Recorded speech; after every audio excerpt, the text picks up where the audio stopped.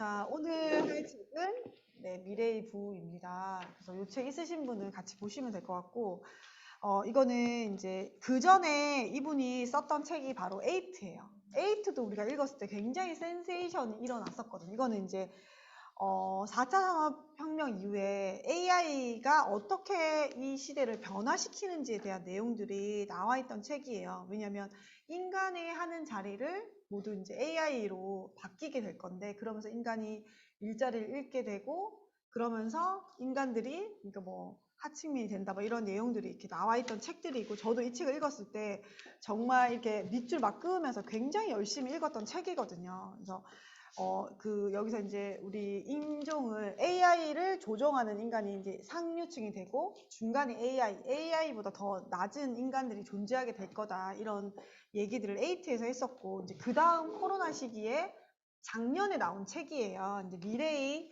부라는 책이고, 이 책은 보시면 뒷장에 보시면 2021년 7월에 이제 이 책이 나왔거든요. 진짜 나온 지 얼마 안 됐죠. 2021년 7월에 나왔는데, 초판이 7월에 나왔는데 8월 24일 날 50세가 발행이 된 거예요.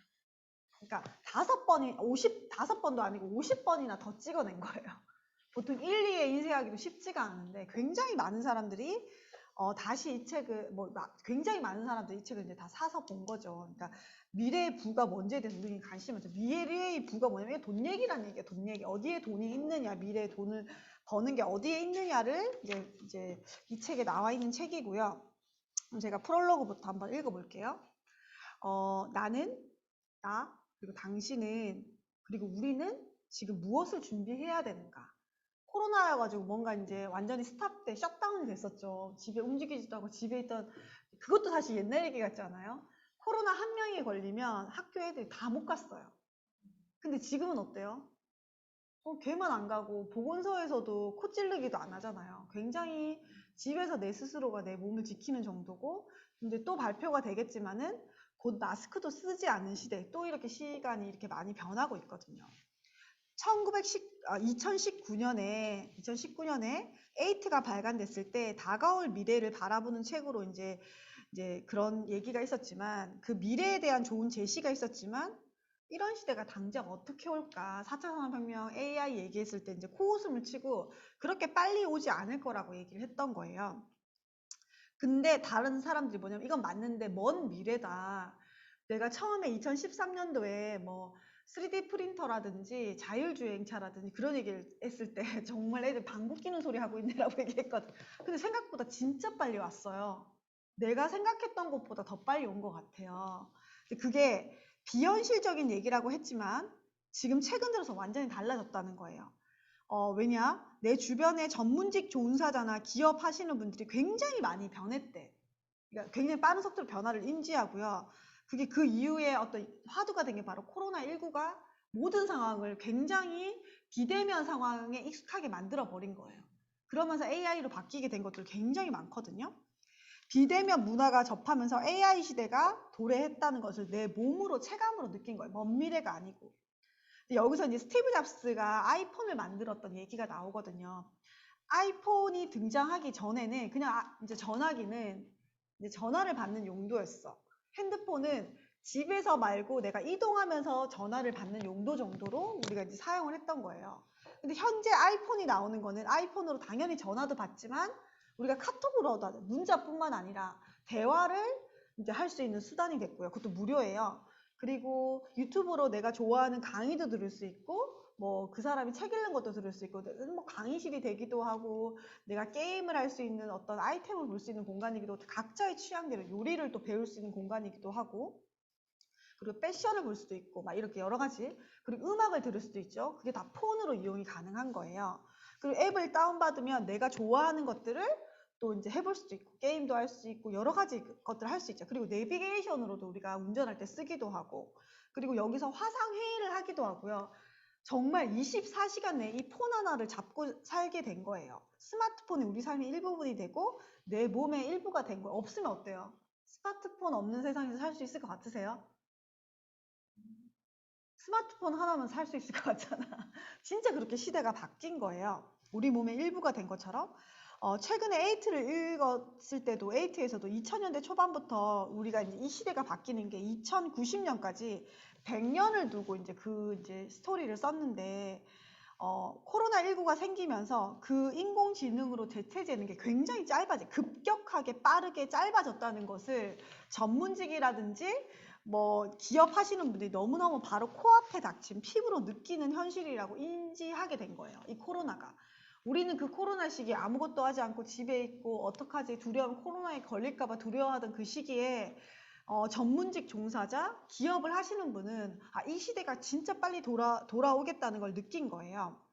그럼 4차 산업혁명의 시대가 100년을 본다면 지금은 한 5에서 10년 정도밖에 지나지 않는 시기예요. 2010년부터 봤을 때 한 10년 정도 지난 시기인데 예전에 뭐 얘기 있잖아요. 강남의 음마 아파트가 50년 뒤에 막 몇십억이 됐다. 막 진짜 뭐 가치가 올랐다 이런 얘기가 나오는 것처럼 이 4차 산업혁명이 이렇게 바뀔 건데 그렇게 완전히 삼산의 허허벌판이 이렇게 백화점이 들어오고 뭐 호텔이 들어오게 바뀐 것처럼 근데 당신은 지금 우리는 나는 무엇을 준비하고 있냐는 거예요. 준비하고 있습니까?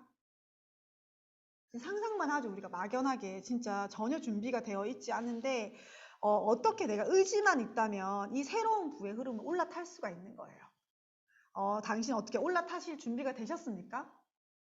내가 준비는 안 됐지만 오늘 이 시간을 통해서 정말 준비할 수 있는 내가 그런 정보와 아이템을 제가 드릴게요. 그럼 이렇게 새로운 부가 오고 있는데 새로운 부, 그냥 돈이 어디서 계속 흘러가고 있는 거예요.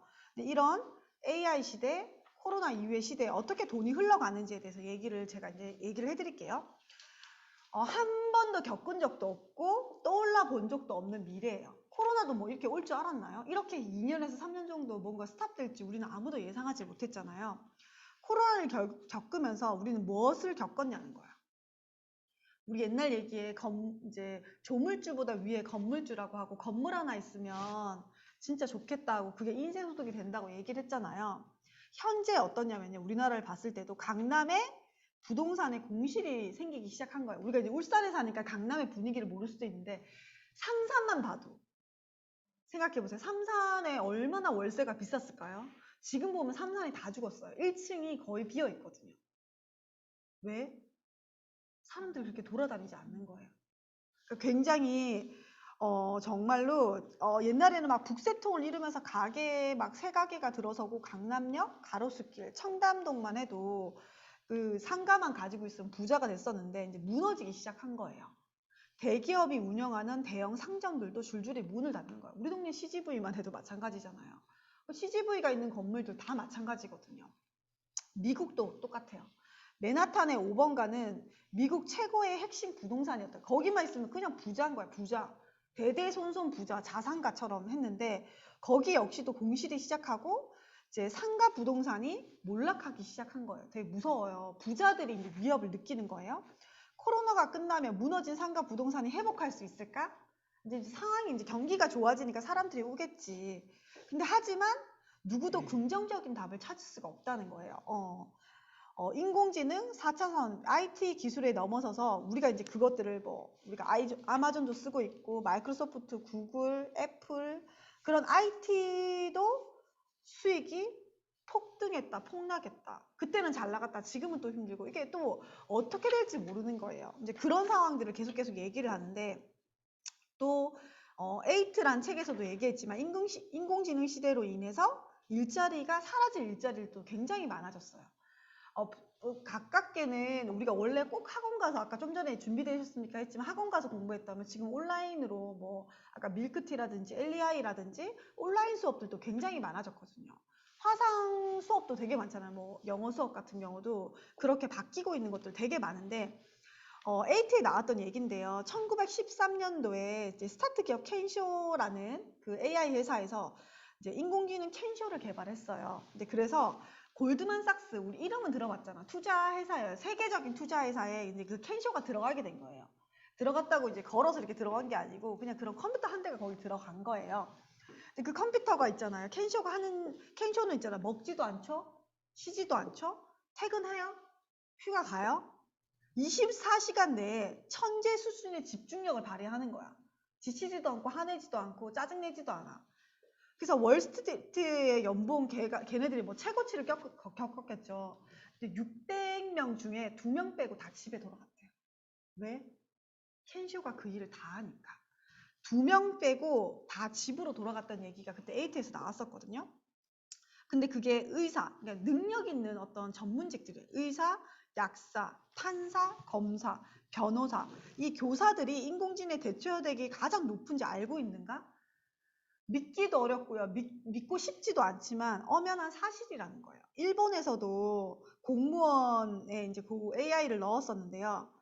30명의 공무원이 일주일 동안 매달려야 한 업무를 몇 초 만에 해냈대요.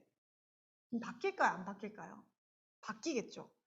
인공지능 왓슨 스토리도 있잖아요. IBM이 그 왓슨에게 경영진 수업을 하고 있대요, 지금. 이게 무슨 말이냐면 인간 CEO랑 관리자를 대처할 수 있는 이제 그런 AI들이 생긴다는 얘기거든요. 그들은 연봉이 높지만 안정적 직업은 아니잖아요. 뭐 연봉제이기 때문에. 그렇기 때문에 화이트 칼라 계층도 AI로 대체된다는 거예요. 연봉 높고 이게 다 돈이잖아요. 기업에서는 그 연봉 높은 CEO가 지출이잖아요. 근데 그 지출이 없어지는 거예요. 그 결국 뭐냐면 인간이 할 수 있는 그 일자리가 사라진다는 거거든요. 코로나19 이후로 언젠가 어떤 식으로든 끝날 것인데 우리 코로나는 끝나겠죠. 맞죠? 경기가 또 회복되는데 시간을 되게 많이 쓸 건데 경기 회복하기 위해서 지금도 계속 돈을 뿌리고 막 여러 가지 어떤 일자리 창출을 하고 있잖아요. 그게 짧게는 3에서 5년, 길게는 7에서 8년이라고 생각해 볼게요. 그때 이제 또 이제 우리가 좀 성장을 해야겠죠. 그 기간이 끝난 다음에 어떻게 될까요? 완전히 다른 이제 라이프 스타일이 생기는 거예요. 사람이 오는 게 되게 두려우니까 우리가 키오스크로 주문하는 것도 이제 굉장히 익숙해졌고요. 그리고 사람이 서빙하는 것보다 로봇이 서빙하는 그 기계 엄청 잘 나가잖아요, 지금. 그러니까 그런 것들이 굉장히 위생적이고 안전하면서 편리하게 된 거예요. 그럼 이 새로운 시대에 누가 리더가 될 거냐는 거예요. 어떤 사람들이 이 권력을 장악하겠냐는 거예요.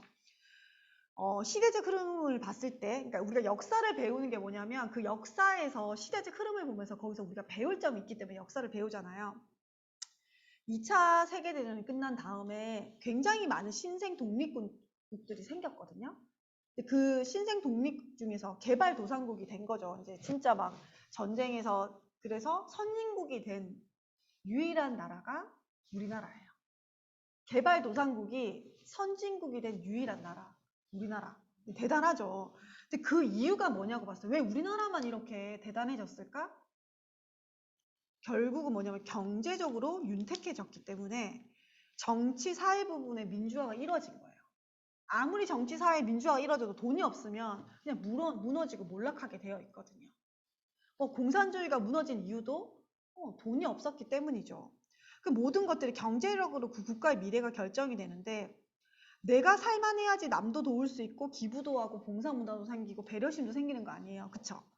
원조를 받는 국가가 원조를 하는 국가로 우리나라는 바뀐 거예요. 그 이유가 경제력 때문이라는 거죠. 경제력. 논어에서도 먼저 이제 백성이 부유해지고 난 다음에 가르치라는 얘기가 있어요.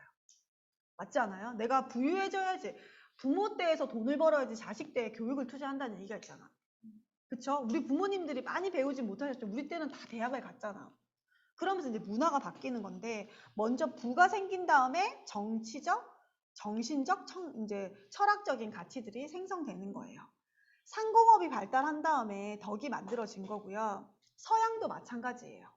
상공업이 발달한 다음에 시민혁명과 민주주의 혁명이 생겼어요. 근데 예를 들어서 우리가 유교가 발달됐을 때 상공업을 무시했던 건 있었잖아요. 하지만 그건 자기의 권력을 유지하기 위한 거예요. 왕이 있고 교황이 있던 시절에도 나의 권력을 유지하기 위해서 상공업을 무시했을 뿐이지 그들에게는 권력이 있었거든요. 그런 것처럼 진짜 상공업이 발달한 다음에도 진짜 그렇게 뭐 개신교가 전파되고 난 다음에 진짜 상공업자들 중심으로 커진 거예요. 성경에도 보면요. 아브라함, 뭐 야곱, 요셉 다 부자였어요. 그러니까 진짜 부자들은 정말 또 다른 생각들을 다 가지고 있거든요. 그러면은 우리나라 같은 경우도 이승만 시대부터 상공업의 시대가 열리면서 다른 미래가 펼쳐지게 된 거예요. 경제적인 주도권을 누가 가지느냐에 따라 그런 말 아까 처음 시작했을 때 화두가 뭐였어요? 진짜 이 시대의 리더가 누가 될 거냐. 돈을 가진 자가 리더가 된다는 거죠. 미국에서도 뭐 구글, 아마존, 마이크로소프트 그 빅텍 뭐 빅4라고 얘기를 했었는데 그런 진짜 주가 총액이 우리나라 애플의 주가 총액이요. 우리나라 전체 주식을 합친 걸 넘어섰다는 거예요. 한 기업이. 그런 것처럼 현재 인공지능 시대에 경제적으로 미국이 주도하고 있는데 지금 이 시대에 누가 주도하게 되냐는 거예요. 돈을 가진 자겠죠. 흐름에 올라타지 못하면 뒤처지면서 미래는 당연히 어두워지겠죠. 그렇죠. 그러면서 그럼 우리나라를 봤을 때 건국 이래 우리나라는 70년 동안 우리나라를 지배한 부의 공식, 노후의 공식이 있었어요. 우리 부모님 세대를 보면 다 알 거예요. 그냥 국민의 한 사람 봤을 때 그냥 회사 내가 그냥 어릴 때 가난했더라도 회사 열심히 다녔어요. 그리고 여기서 나는 거야? 밖에서 나는 거군요. 그리고 이제 그 회사 번 돈으로요. 이제 은행에 저축을 하고 그때는 이율이 되게 높았어. 20% 이상의. 그렇기 때문에 아파트 한 채는 살 수가 있었어요.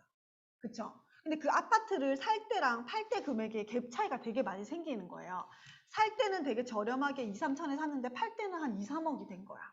그럼 그걸로 이제 돈을 번 다음에 또 작은 아파트 하나를 더 사고 그러면서 10년이 지나면 그 아파트 값이 폭등해가지고 꼬마 빌딩 같은 걸 사는 1층에는 상가, 뭐 2층에는 뭐 이렇게 주택 해가지고 3층에 살고 그래서 월세를 받으면서 굉장히 좀 풍족한 노후를 또 가지시는 분들, 우리 부모님 세대 그런 분들 근데 그런 시대가 끝이 났다는 거예요. 건물주도 노후를 보장받지 못하는 시대가 왔어. 가까이는 울산의 방어진만 해도 현대중공업이나 미포조선 잘 나갈 때는 거기 원룸이 되게 잘 됐거든요. 근데 그 원룸이 텅텅 비어 있잖아요. 근데 그 원룸 지은 사람들 어떻게 해요? 자기가 아마 빚으로 집을 지었을 거든. 왜냐면 집 지을 때 굉장히 저렴한 담보대출을 할 수 있기 때문에. 근데 월세, 늘 이 건물주도 1층 월세로 이자를 낸대요. 보통 대부분의 이제 건물주들은. 근데 그 공간이 공실로 비어 있는 거예요. 여기도 2년 정도 비어 있는 공간이었거든요. 그런 것처럼 결국은 뭐냐면 내가 건물을 가지고 있더라도 강남 부동산을 가지고 있더라도 스스로 홍보하지 않으면 공실이 생길 수밖에 없다는 거야. 그래서 요즘에는 임대차인, 임대인, SNS, 블로그 여러 가지로 부동산을 어필하고 있다는 거야. 그게 능력이 된다는 거예요. 월세보다는 또 세금과 관리비가 더 많이 나가는 상황들이 생기기 때문에 건물이 팔리지 않을 수도 있는 거예요. 그 이유가 또 뒤에 나오거든요. 사람에게 경제력이 부족해지면 어떻게 될까? 뭐 돈 필요 없다 이렇게 얘기하잖아요. 사회적으로 인간적으로 존엄이 사라지게 되는 거예요. 그러니까 이 저자도 가난했던 시절이 있어. 아빠가 부도나고 막 빚이 많을 때 결국은 경제력으로 부족하면 사회적 관계가 단절돼요. 만나면 돈이잖아. 동창회 나가지도 못하고 친구도 못 만나고 그들이 나를 무시하기 때문이 아니고요. 내가 친교비를 감당하지 못하기 때문이잖아.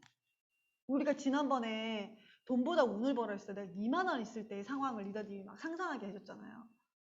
2만 원 있을 때 커피만 먹으면 되는데 갑자기 걔가 막 케이크를 사 먹는데 얼마나 불안하냐 이러면서 막 저도 이제 그 얘기를 상상을 하니까 막 그렇더라고요. 좁고 작은 집에 살면서 스트레스가 쌓이니 화, 분노, 우울감, 좌절감, 팽배해져서 건드리기만 해도 의도치 않게 큰 싸움으로 발달한다. 코로나19 이후의 시대는 지금부터 제대로 준비하지 않으면 당신도 비참한 인생을 살 수 있다는 뜻인 거예요. 그러면서 에이트에도 나왔었는데 서울대 공과대학 유기훈 교수님이 이랬잖아. 2090년까지 우리나라가 인구의 99.97%가 프레카리아트 계급으로 몰락할 거. 난민 수준의 그런 계급으로 몰락하게 될 거라. 근데 그때는 이렇게 될 수도 있겠다라고 뒤에 굉장히 구체적인 사례들이 나오거든요. 이제 이 프레카리아트 이 뜻이 뭐냐면 불안정하다, 불안정한 노동자예요. 그냥 왜냐면 AI 때문에 우리 직업이 다 이제 없어지게 되면서 임시직으로 살게 된다는 그런 얘기거든요. 근데 임시직을 봤을 때 인공지능에 의해서 우리는 강제적으로 은퇴되거나 실직을 한다는 거예요. 평범한 사람들이 하루 아침에 인공지능으로 대체돼서 실업자가 되고 정신을 차리고 보니까 난민 수준이 된다는 얘기인 거예요.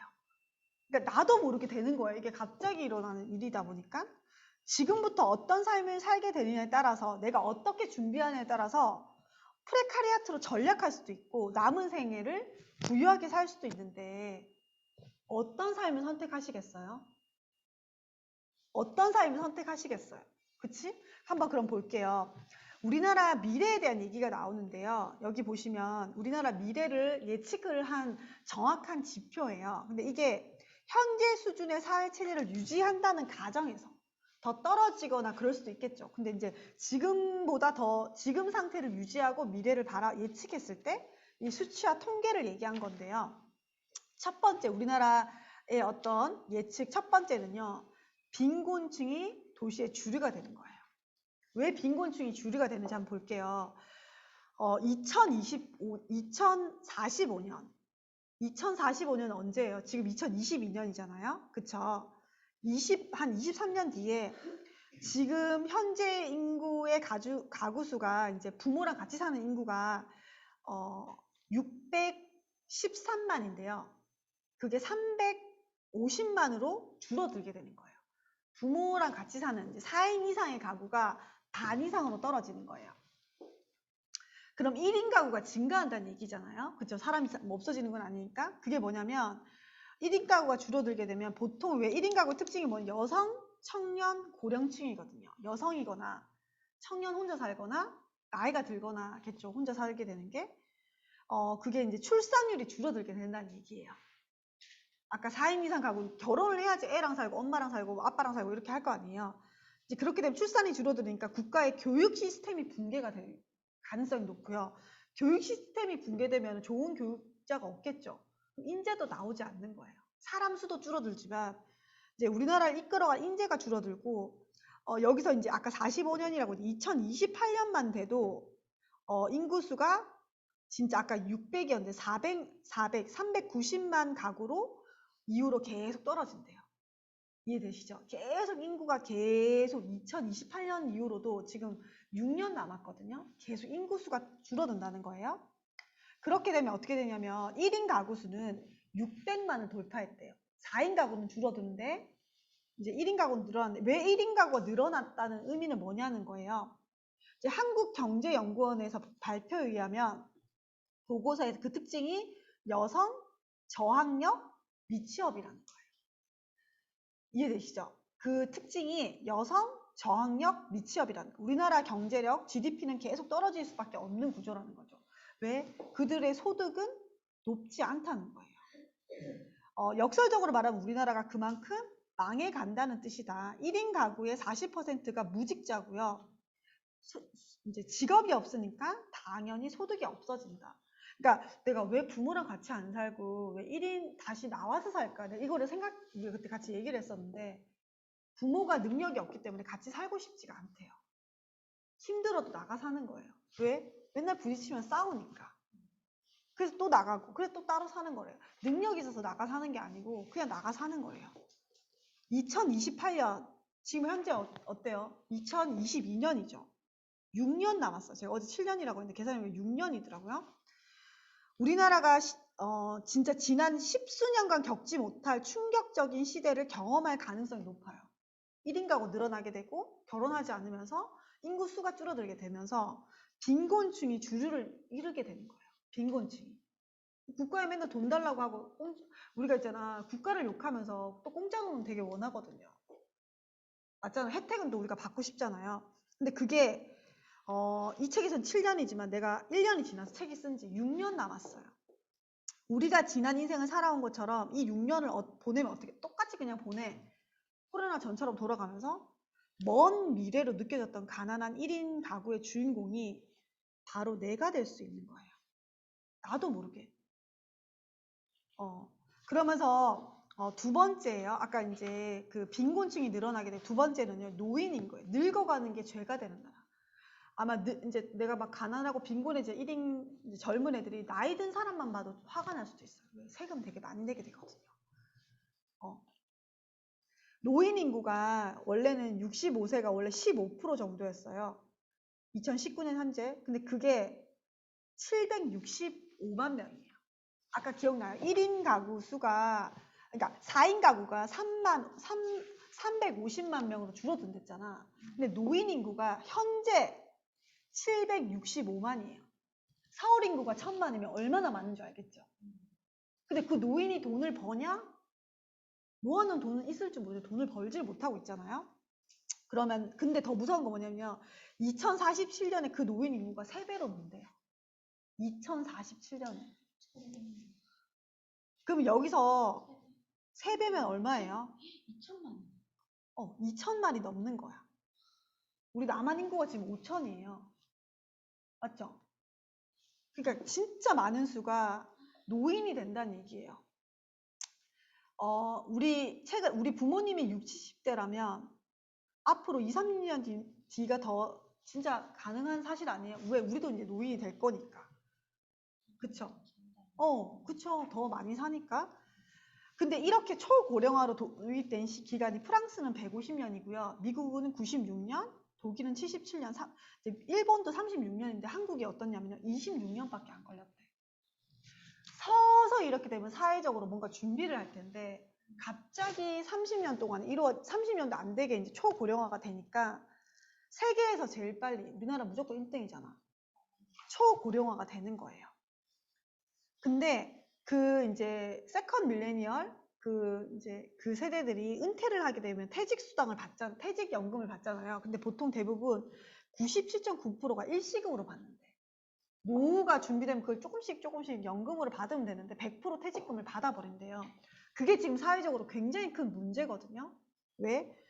내가 이제 뭘 먹고 살까 해서 대출 받아가지고 자영업을 차리기도 해요. 제2의 인생을 살겠다고.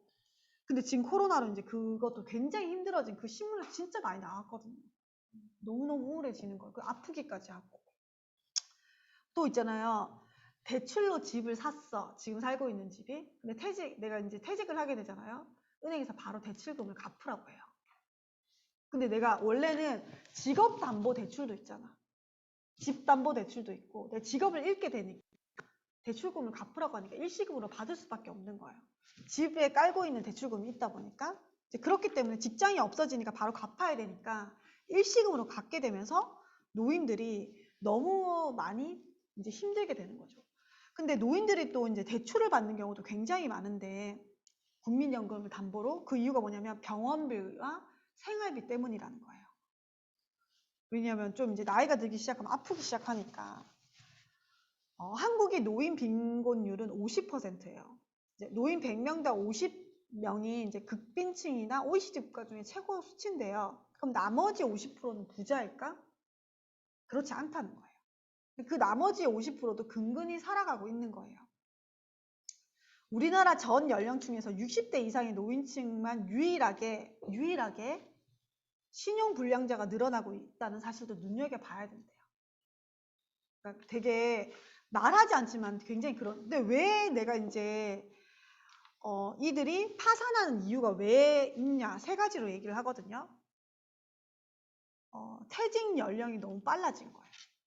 원래 60세 정년이었는데 60세까지 채우기도 하지만 뭐 AI든 어떤 코로나 상황이든 대체되는 경우도 너무 많고요. 그리고 길어진 병치레 기간 때문인 거예요.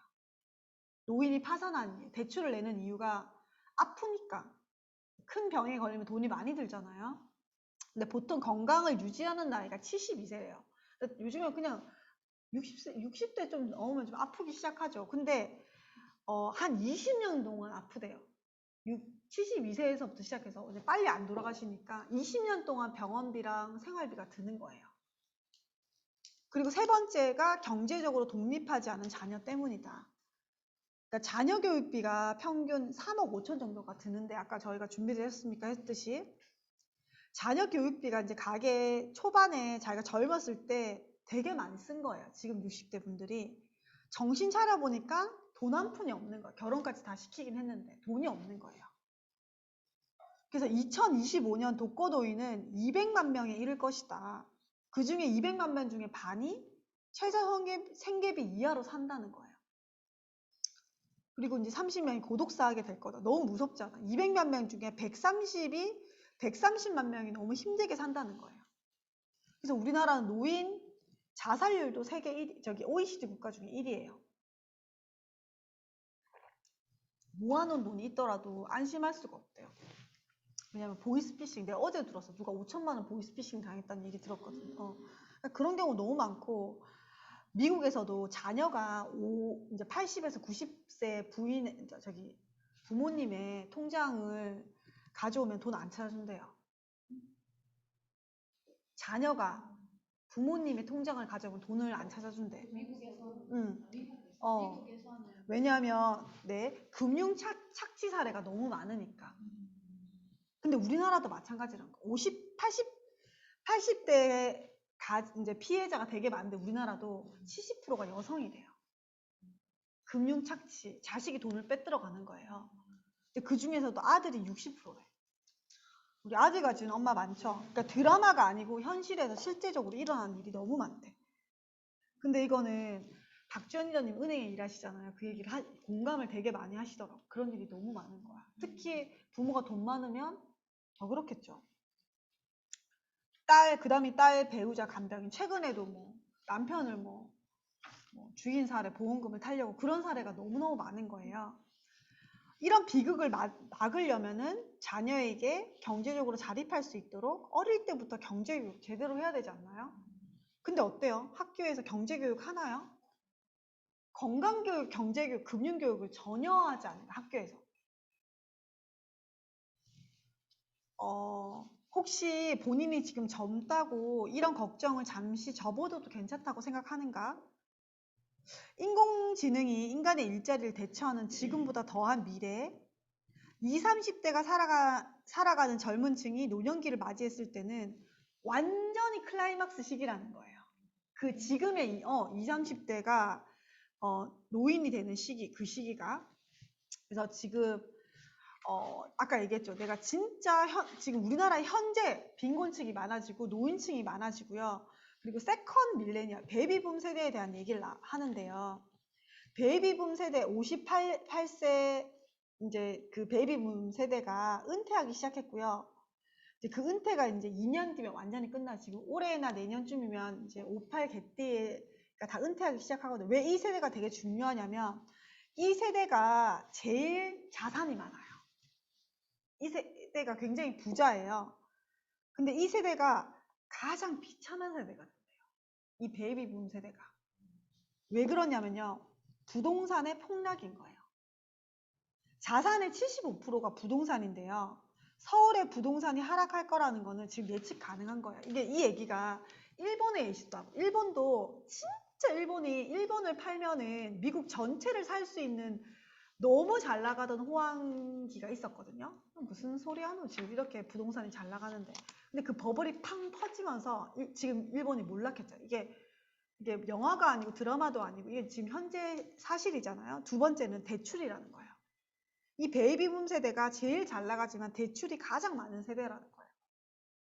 설상가상 지금도 증가하고 있대요. 현재 대출, 우리나라 전체 5대 은행의 대출이 240조인데요. 거기서 80조가 베이비붐 세대의 자영업자들의 대출이라는 거예요. 자신감도 있고요. 능력도 있었기 때문에 또 투자도 굉장히 공격적으로 하나 봐요. 무리하게 대출을 받아서 자영업을 시작하는 이유는 왜냐하면 노후를 위해서라는 거예요. 그 세대들은 은퇴해서 나머지 40년, 50년을 살 건데 20, 30년을 더 살아야 되고 또 자녀들한테 아직 결혼 안 한 자녀들도 있고 근데 또 그들이 고령화 된다는 거예요. 그 고령화로 인한 건데 이게 누구의 고령화냐면요. 이 세대는 부모의 병원비랑 부모의 간병비를 소비하고 있어요. 우리 세대는 지금 우리 세대 40대는요. 우리 애들이 우리의 병원비와 간병비를 낼까요? 안 내요. 우리가 책임져야 돼.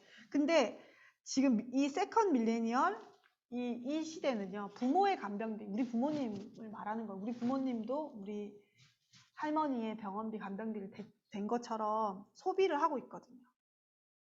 그러니까 나도 노인인데 부모도 봉양하고 있다는 거예요.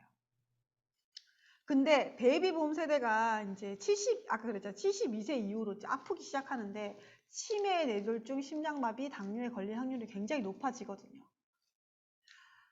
가장 노후 대책이 건강을 유지하는 거라고 하지만 그게 굉장히 쉽지가 않다는 거예요. 우리가 90세까지 산다고 가정했을 때 75세 이상부터 10년 동안 환자로 산다는 거예요. 맞잖아요. 아까 20년, 거의 20년이죠. 100살까지 산다고 했을 때 더 늘어나는 거죠. 내가 아픈 시기. 지금도 오늘 막 아까 삭신이 쑤시다고 했는데, 맞죠? 고작 이제 우리가 이제 2년 뒤면은요, 이 모든 인구가 은퇴하게 되면서 1,500만 명이 넘어지는 거예요. 이 노인 인구가. 아까 서울 인구가 1,000만이라고 했잖아요. 평균 수명은 주지 않고 계속 늘어나는 거예요. 죄양이라고 하잖아요. 그럼 이때 어떻게 되냐면요. 우리 연금, 모아놓은 연금 2045년에 고갈된다고 예상하지만 전문가들은 이걸 발설할 수가 없어요. 국민 전체가 불안해질 거 아니에요. 근데 대한민국 국민의 99%는 노후 준비를 하지 않거든요. 존니도 얘기했잖아요. 젊은 애들이 어떻게 돈을 모을까를 생각하지 않고 어떻게 돈을 쓸까, 어떻게 내가 부자처럼 보일까에 너무나 많은 돈을 쓴다고 했잖아요. 근데 이거를 일본이 먼저 경험을 한 거예요. 일본이 경험한 노인지옥. 일본이 정말 잘 나갈 때가 있어요. 일본을 팔면 아까 얘기했듯이 미국 전체를 사고도 남았을 일본 최고의 전성기. 이래서 이제 미국을 제끼는구나. 일본이 그런 시기가 있었거든요. 1990년도에. 근데 그때 제일 일본이 전 세대를 걸쳐서 돈을 제일 많이 벌었고 또 가장 많이 돈을 모은 그 세대가 있어요. 여기서 뒤에 나오는데 간카이 세대라고. 근데 그들이 지금 노인 지옥이거든요. 왜 세계에서 가장 행복한 노인이 될 거라고 예측을 했었고 일본의 연금제도 너무너무 잘 마련되어 있었는데 그러나 200만 명의 노인들이 파산을 한 거예요. 200만 명이? 우리 아까 1,500만 명이라고 했는데 200만 명이 더 많아요. 왜냐면 일본 고령화 시대가 들어설 무렵에 집값이 대폭락을 한 거예요. 그러니까 상상도 못했어. 아까 일본 집값도 오르고 진짜 잘 나갔었다니까. 도쿄를 포함한 모든 지역이 10분의 1, 3분의 1로 30분의 1로 집값이 폭락을 한 거예요.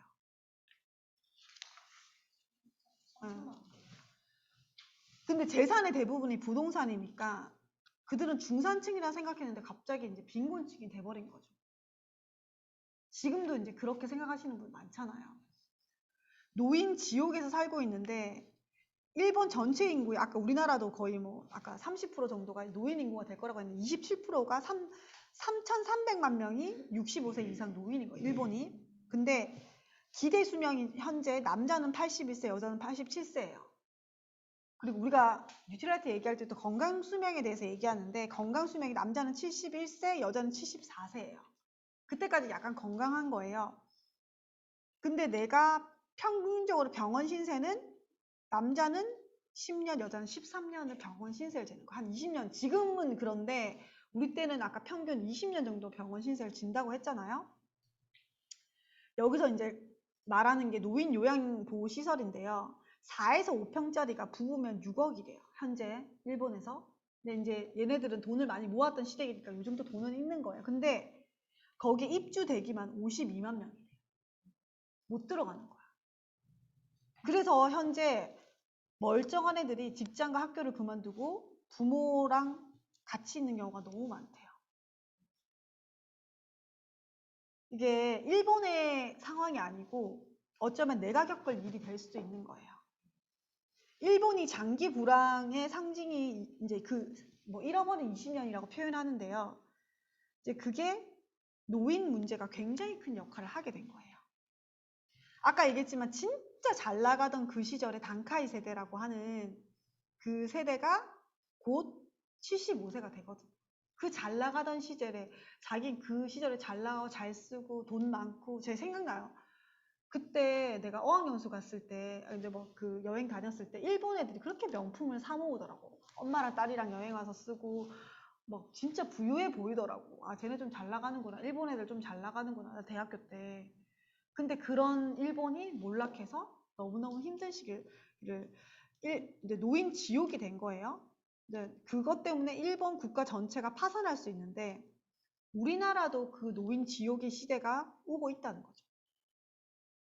그러면 우리가 그 노후가 되게 먼 얘기처럼 느껴지세요? 인공지능 시대가 본격화되고 4차 산업혁명이 다가올수록 직장은 더 빨리 우리가 퇴출당하게 될 거예요.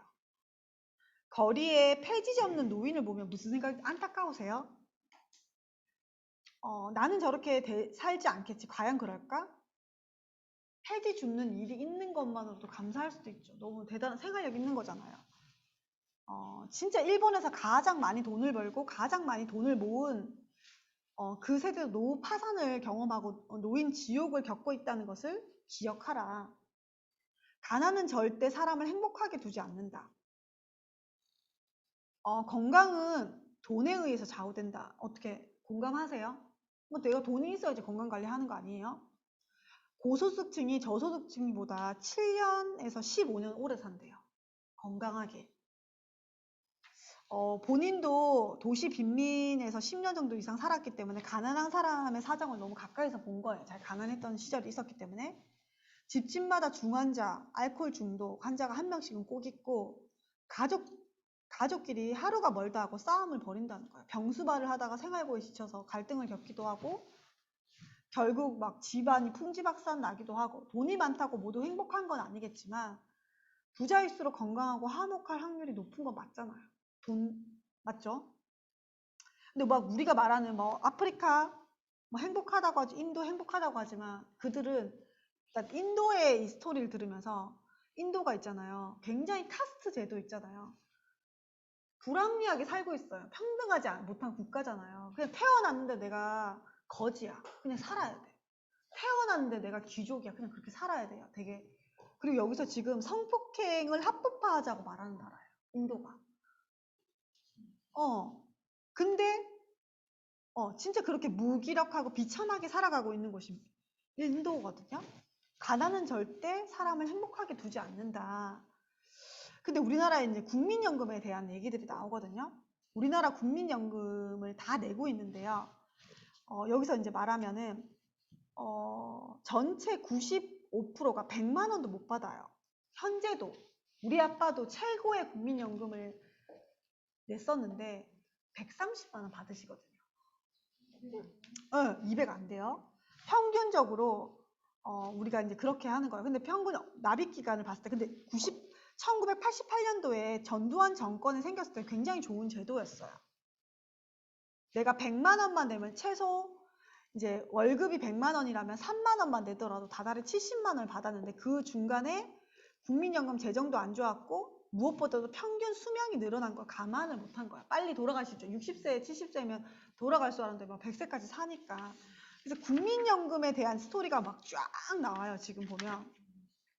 저출산 고령화가 생긴 왜 국민연금이 안 되냐면 그래서 1957년도가 되면 제로가 된대요. 받을 돈이 없대. 국민연금이. 받을 돈이 없는 거예요.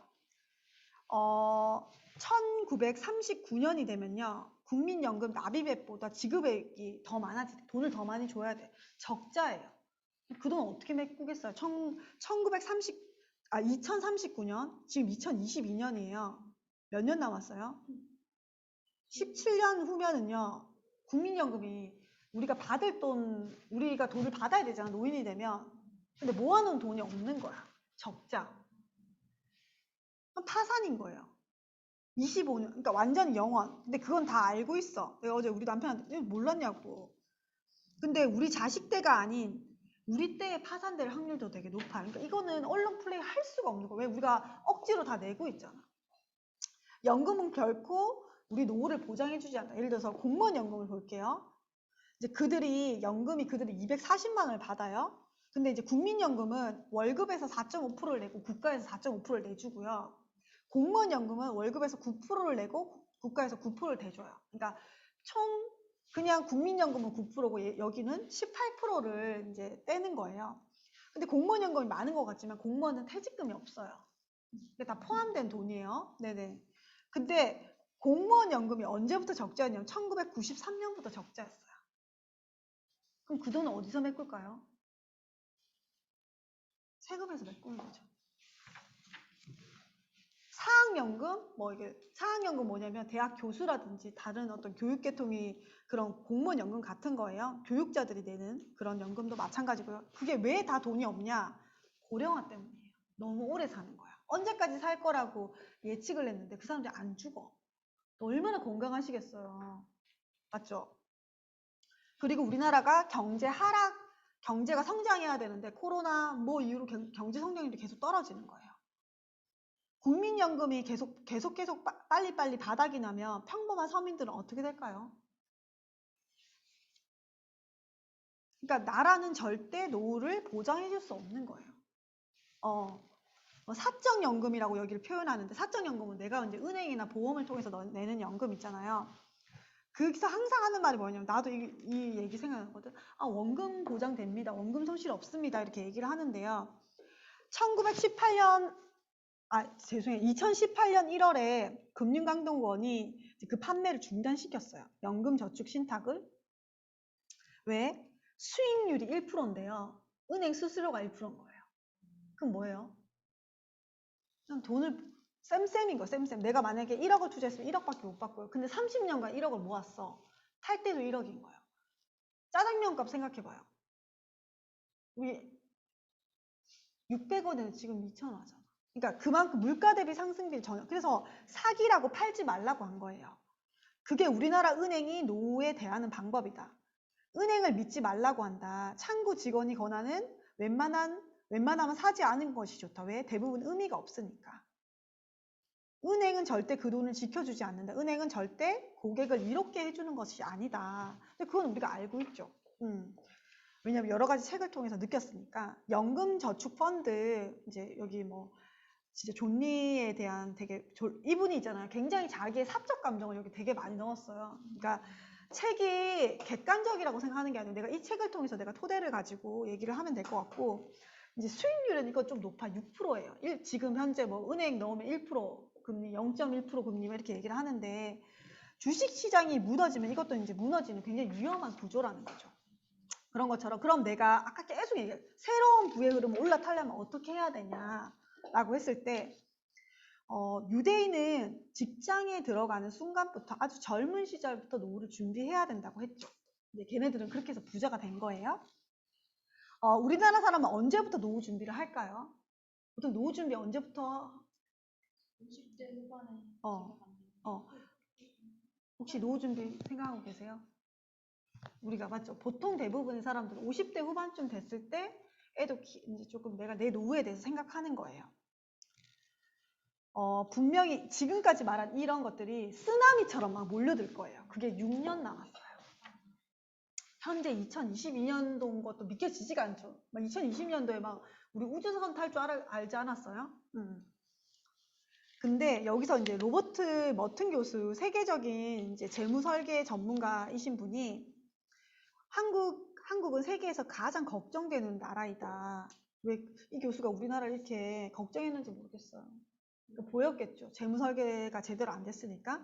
국민연금이 2060년도에 고갈 예정인데 한국은 스스로 노후 준비를 너무 안 한다는 거야. 고갈되는지 아는지 모르니까 정보의 부재인 거예요. 왜? 우린 금융교육 받은 적이 없잖아. 한국의 경제가 좋아질 기미도 보이지 않는다는 거죠. 스스로 내가 노후를 준비해야 돼요. 그렇지 않으면 우리는 전체 다 몰락한다는 거예요. 그러면 봤을 때 70페이지에 1인당 월 생활비가 아까 제가 얘기했는데 154만 원이에요. 이거 국민연금이 발표한 거예요. 자기 맞죠?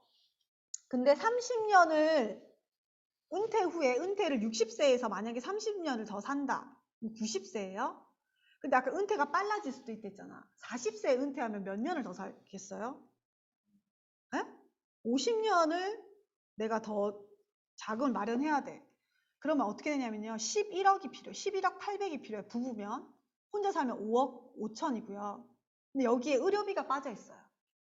의료비 아까 10년 정도, 15년 정도 아플 거라고 했잖아요. 그 평균 의료비가 1억 정도래요. 근데 여기에서 1억 6천, 부부예요. 혼자면 5천. 그리고 생활비를 포함하면요. 생활비 5억을 포함하면 총 13억이 드는 거예요. 내가 다 합쳤을 때 1인당 13억. 근데 우리가 진짜 노후 준비로 13억을 준비한 사람 몇이나 될까? 젊은 미천사, 우리 젊었을 때는 버틸 수가 있지. 아프지도 않지, 활기차지, 애 키우는 재미도 있지, 바쁘지. 일단 바빠서 생각을 잘 못해요. 늙고 쇠약해지면 돈이 있어야지 생활이 가능해지는데, 근데 정말 생존의 문제라는 거예요. 그래서 진짜 지금부터 시작하셔야 돼요. 지금부터 뭔가를 준비하셔야 되는데, 일단 빚을 청산하셔야 되고요. 65세가 됐을 때 내가 집담보대출은 없어야 돼요. 그쵸? 두 번째, 내 수입을 보장하셔야 돼요. 이 말이 뭐냐면, 보세요. 여기서 진짜 중요한 말이 나오는데, 내 자기계발비든 능력을 발굴해서 지속적으로 돈이 나오는 구조를 만드셔야 돼요. 아껴서 부자 되는 경우, 제가 그 부자 만났을 때 내가 누구를 만나 이 얘기 꼭 하거든요. 아껴서 부자 된 경우는 없어요. 내가 지속적으로 진짜 매달 연금처럼 나오는 그런 구조를 만들어 놔야 돼요. 현금이 나오는 구조. 저는 그래서 진짜 암에서 말한 그 브론즈 빌더를 진짜 만들어 보라는 얘기를 해드리고 싶어요. 매달 100만 원. 현재 돈을 벌고 계시면 추가 소득 100만 원인데요. 내가 노후에서는 연금 같은 소득이거든요. 그거를 만들어 보시라는 얘기를 하고요. 그리고 저축하고 투자하고 세금을 줄여야 된다. 투자를 해서. 저는 지속적으로 수입원이 나올 수 있도록 만드는 거. 그게 어떤 아이템일지 다 몰라요. 투자 금액이 있는 거 굉장히 위험해요. 뭔가 큰 투자를 한다는 거. 그리고 내가 어떻게 그게 평생을 이어져야 돼요. 그게 10년이 나올 게 아니고요. 연금도 지금 어떻게 될지 몰라. 고갈되니까. 그게 죽을 때까지 나와요. 근데 저희는 상속까지 가능한 거 아시죠? 그리고 우리가 원하는 삶, 꿈은 있잖아요. 은퇴를 준비하는 가장 큰 목적이 뭐냐면 은퇴 전에 생활 수준을 유지하기 위한 거 아닌가요? 맞죠? 내가 진짜 부자 되고 싶은 허황된 꿈을 버리고 실질적으로 계획을 세워야 된다. 미안해요. 네, 은퇴 후에 우리 재테크하는 가장 큰 우리가 파이어족도 있지만 목표는 뭐냐면 은퇴 전에 생활 수준을 유지하는 거예요. 라이프스타일 좋은 걸 원하잖아요. 무작정 부자가 되겠다는 허황된 꿈은 버리시고요. 현실적으로 촘촘하게 계획을 세우세요. 무리한 투자와 리스크를 하는 게 아니고 진짜 지금부터, 지금이 제일 좋은 순간이고요. 내가 깨달은 그 순간부터 준비하는 거거든요. 자, 그러면은 30년을 버틸 각오가 되셨나요? 현재 나이 어떻게 되세요? 41. 그럼 내가 71세까지 내가 진짜 그런 종잣돈에서 내가 지속적으로 나오는 소득이 나오면 되잖아요. 그쵸? 더 빠르면 좋고요. 아까 2050년을 그 연금이 고갈된다 했거든요. 빵원이 된다고 했어요. 그때 몇 살이세요? 저는 71세입니다. 동갑이신 분도 계시지만 그때 진짜 내가 뭔가를 정말 아까 제 꿈이 뭐였냐면 70세 때 50세 같은 70세가 제 꿈이었거든요. 그런 라이프스타일 유지하는 거. 자, 보세요. 장기와 복리가 만났을 때 벌어지는 일이라고 했어요. 내가 바로 앞에 이익을 위해서 사람들이 하는 게 뭐냐면 주식이거든요. 젊은 애들이 왜 주식을 연끌하는 줄 아세요? 내가 당장 돈 벌고 싶으니까. 빨리 부자 되고 싶으니까. 한국인은 굉장히 어떤 심리인데요. 장기와 복리가 만났을 때 진짜 폭발적인 에너지가 있는데요. 보세요. 저는 복리를 이해하는 게 되게 중요한데 아까 은행에 1억을 넣으면 30년이 지나도 얼마였어요? 1억이었죠. 근데 이제 복리로 투자했을 경우에 내가 1을 넣으면 2가 되고요.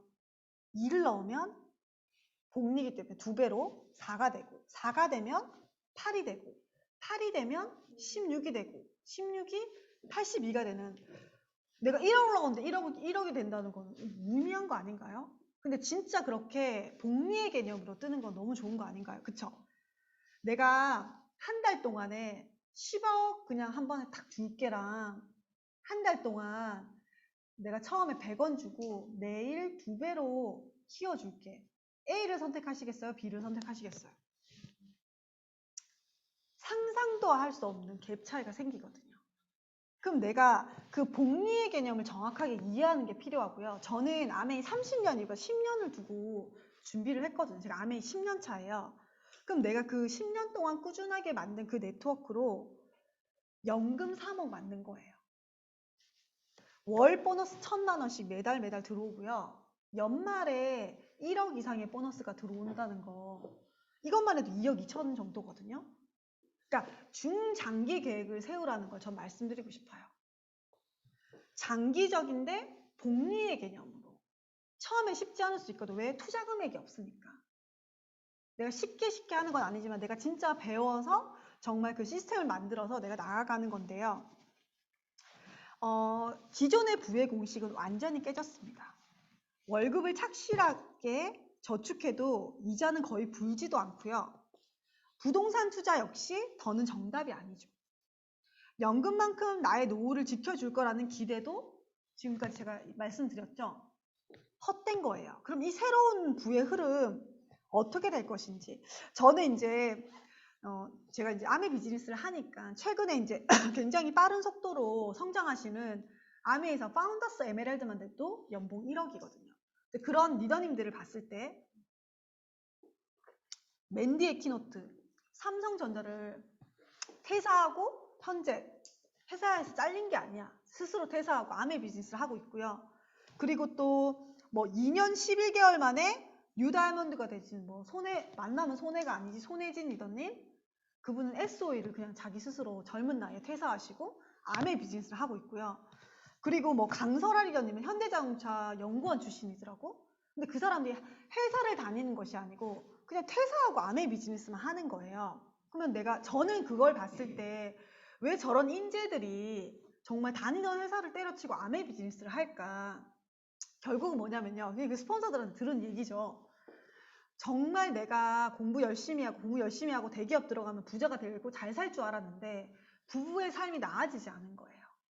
그리고 서울은 얼마나 집값이 비싸요. 그러면 내가 그렇게 모아서 집을 살려도 살 수가 없어.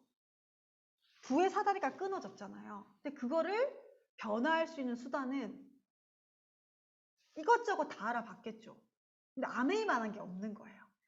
진짜 좋은 생활 주식회사. 그것도 법적으로 문제되지 않고 사행성도 아니고 지속 가능한 연금성 소득을 유지할 수 있는 게 바로 아메이 비즈니스죠. 연봉 1억이 아니고요. 연금 1억인 거예요.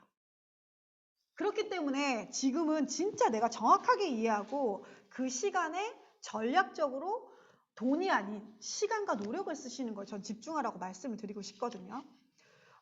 그렇게 보시면 이런 밀쳐 날뛰는 시절, 지금 코로나 이후로 코로나 상황에도 굉장히 이런 힘든 상황에서 전쟁도 나고 주식시장도 뭐 난리 나고 뭐 비트코인도 생기고 이렇게 했지만 이런 날뛰는 시장에서 유일하게 미치지 않은 사람이 있었대요. 우리는 이런 데서 이제 역사적인 일을 통해서 지혜를 배우는 거잖아요.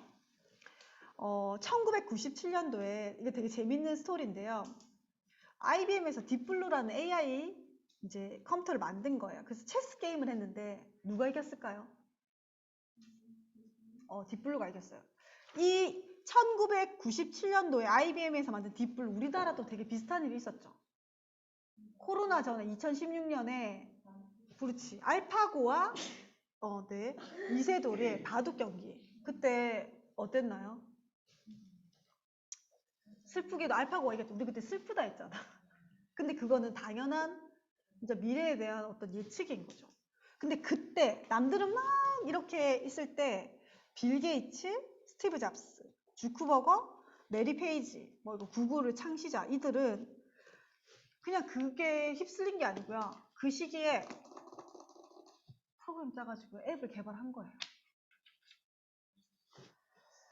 우리나라도 IMF 이후에, 그러니까 진짜 막 되게 힘든 상황도 있었지만 그때 또 부자가 된 사람이 있고요. 이 코로나 이후에 이 시점에서도 분명히 부자가 된 사람도 있을 거거든요. 미국 암이 1958년도에 만들어졌어요. 그리고 현재 63주년이고요. 한국 암이 1991년도에 만들어져서 현재 31주년이거든요. 저는 10년 동안 아메 비즈니스를 했는데 아메이는 항상 있잖아요. 경기가 좋을 때는요. 쓰는 소비자가 진짜 많아요. 경기 좋으니까 라이프스타일 좋아지니까 우리 제품 많이 쓰잖아요. 경기가 안 좋을 때는요. 진짜 비즈니스적으로 알아보시는 분이 정말 많아요. 그래서 역사상 코로나 이후 지금 현재 시점이 아메이 역사상 가장 매출이 높은 시기고요. 아메이가 IMF 때도 굉장히 성장률이 높았거든요. 그러니까 그런 것처럼 지금 이런 시기에 막 동요되거나 두려워하지 말고요. 코로나 무서울 것도 아니고 면역력 올리면 되고요. 내가 진짜 뭔가를 준비하고 평정심을 가져야 돼요. 정말 그 부분을 제가 얘기해주고 싶고, 여기서 이제 워렌 버핏 스토리가 굉장히 많이 나오는데, 기본적으로 있잖아요. 워렌 버핏은 이제 거품이 있는 시장에는 투자를 하지 않아요. 아무리 잘 나가도 IT 이런 데 투자 안 하고요. 보세요. 과자, 음료수, 의류 87페이지. 그런 생필품에 늘 투자를 한대요. 왜? 우리 생각해보세요. 생필품 짜장면 내가 어린 시절에 저 500원 정도였던 것 같거든요. 근데 지금 6,000원 하잖아요. 얼마나 올랐어요? 몇 배인가요? 12배. 그러니까 인플레이션이 존재하는 거예요. 근데 사람들이 안 먹을 수 있나요? 먹어야지. 생필품 안 쓸 수 있나요? 굶을 거예요. 근데 진짜 아메이에서 나오는 그 소득 정말 물가 대비 상승비로 오르잖아요. 그래서 제가 이 책을 읽으면서 더 준비하는 게 지금 늦지 않았고요. 부자들은 느긋하게 30년을 내다보면서 투자해요. 저도 왜 이렇게 즐거운지 알아요? 내가 내 미래가 예측 가능하기 때문에 열심히 사는 거예요. 여기서 이제 미래의 부를 얻는 방법, 그럼 이제 어디에 투자할 것인지, 여기 이제 막 주식 얘기들도 막 나오는데요. 보시면 미래의 부를 창출하는 방법에 대해서 제가 말씀드릴게요. 투기가 아닌 투자를 하라고 얘기했어요. 혹시 투자할 돈 있으세요? 저도 마찬가지예요.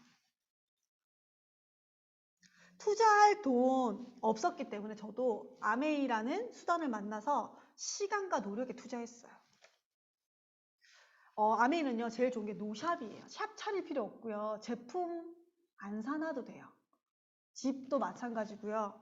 그리고 재고 부담이 없어요. 그냥 마트에 가서 그냥 내가 필요한 생필품을 바꿔 쓰면 되고요. 직원도 필요 없어요. 인건비 낼 필요도 없고요. 1인 기업이에요. 나 혼자 하는. 그리고 창고도 필요 없어요. 노무관리, 저희 남편이 그러더라고요. 노무관리 필요 없다. 근데 우리가 스폰서 파트너 관계가 있잖아요. 그건 파트너십 아닌가요? 똑같이 내 비즈니스와 내 비즈니스를 하고 있는데 내가 좀 더 미리 해봤고 선배로서 조언을 구하는 굉장히 좋은 파트너십을 가지고 있죠. 그러니까 진짜 아메이 비즈니스는 내 시간과 노력을 투자하는 일이고요. 여기서 보면은 사랑받는 만큼 돌려받는다. 뭔가 내가 시간을 쓰고 노력을 쓸 거잖아요. 내가 진심 어린 마음이 있어야지 장기 투자할 수 있는 거거든요. 저는 이제 아메이 제품을 소비자로 써보면서 제품이 괜찮더라고요. 그리고 창립자의 스토리가 좋았고 기업 이념이 괜찮았어요.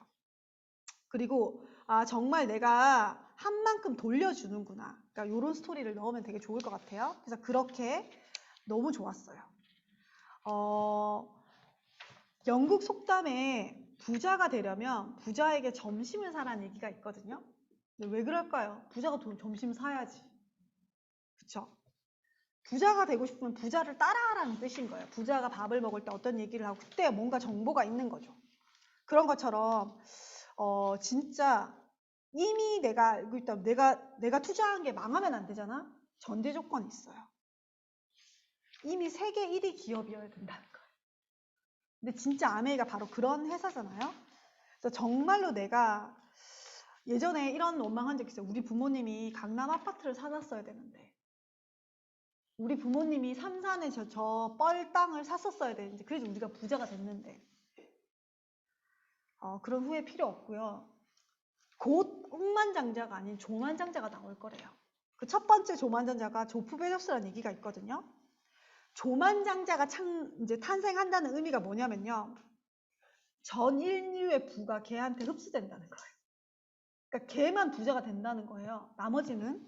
그럼 그래서 지금 사람들이 주식을 되게 많이 해요. 제가 주식 얘기해 드릴게요. 그거 궁금하지 않으세요? 주식은요, 타이밍이라고 얘기죠. 언제 거품이 꺼질지 모르고, 여기 보면 워렌 버핏 스토리 막 나오거든요. 주식 투자하시는 분들이 이런 책 많이 읽기 때문에. 그리고 언제 현금화가 되고, 워렌 버핏은 경기 안 좋기 전에 현금을 현금화로 만들었대요. 그 타이밍, 개미가 알까요?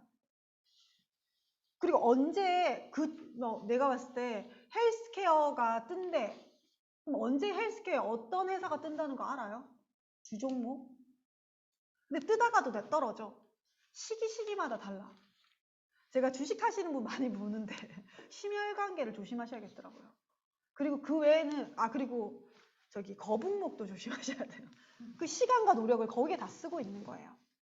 근데 제가 이제 경제공황 스토리를 얘기를 해드리자면 역사에서 저는 이제 책을 많이 읽으니까 교훈을 얻게 되는데 그때도요 경제공황 시절에도 주식에 올인하라 투자하라는 얘기가 99.9%의 사람들이 얘기를 했었어요.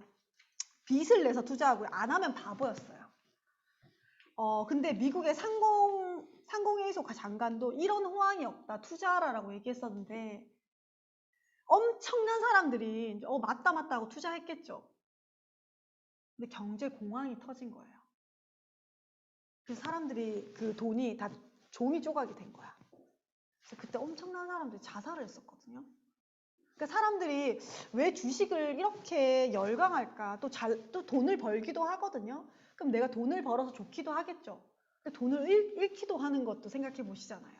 그러면은 이게 돈이 있는 자산가는 주식 투자에도 상관없을 것 같은데 영끌에서 한다는 건 굉장히 위험한 투자예요. 아까 투기하지 말고 투자하라고 얘기한 것처럼 인간이 쉽게 돈 벌고 싶은 공짜 심리. 맞죠? 가만히 그냥 클릭하면서. 근데 또 인간이 잘 살고 싶은 그 심리를 이용한 게 바로 주식이라는 생각이 들거든요.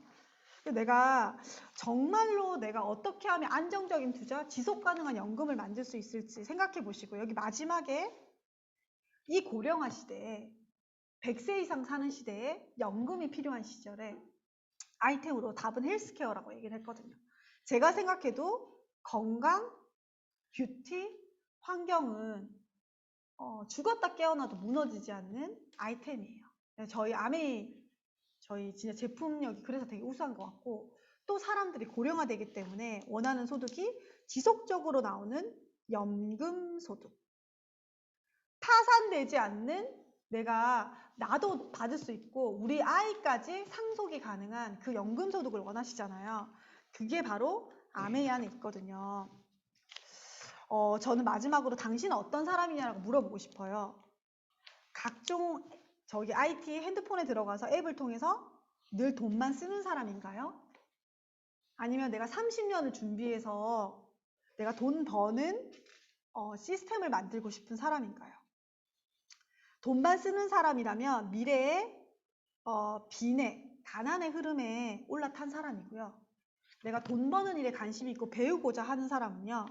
미래의 부의 흐름에 올라타신 분이시거든요.